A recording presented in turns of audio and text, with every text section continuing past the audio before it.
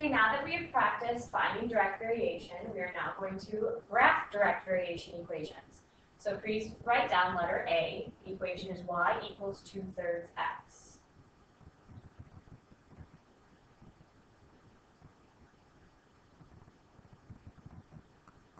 Okay.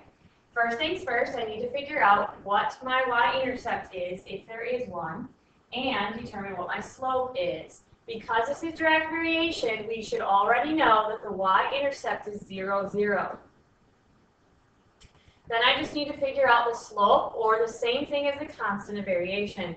Remember, that's the number in front of x. So the slope in this case is 2/3. So that means that when I graph this, I'm going to rise 2, run 3.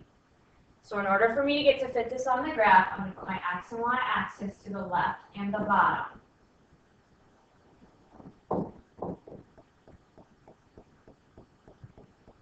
Remember to start graphing these. I start at the y-intercept, which in this case is 0, 0. So I'm going to start right at the origin.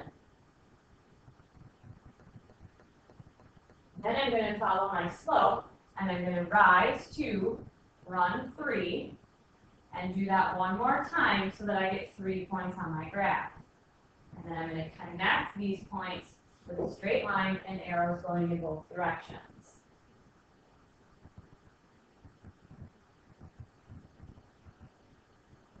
Same thing we've always done, except this time now our y-intercept is 0, 0 because it's direct variation.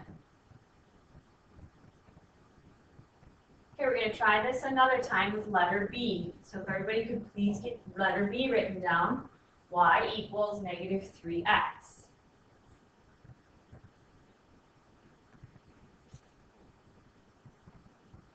Okay, same thing. I already know that my y-intercept is 0, 0 because I do have a direct variation equation. I do not have a plus b in my equation. And then I'm going to determine my slope, which in this case is -3/1. So I'm going to rise -3, run 1 when I graph this.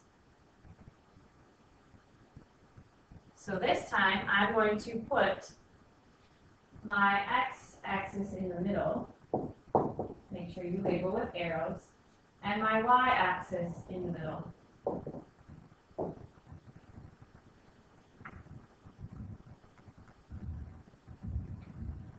To start graphing, then I graph the y-intercept of 0, 0. And now I follow my slope. So I'm going to go down 3 to the right 1 because I have a -3/1. Remember, if I run on a graph, I can flip that to a +3 over -1 and go the other direction so that I can get 3 points on my graph. Connect these with a straight line with arrows.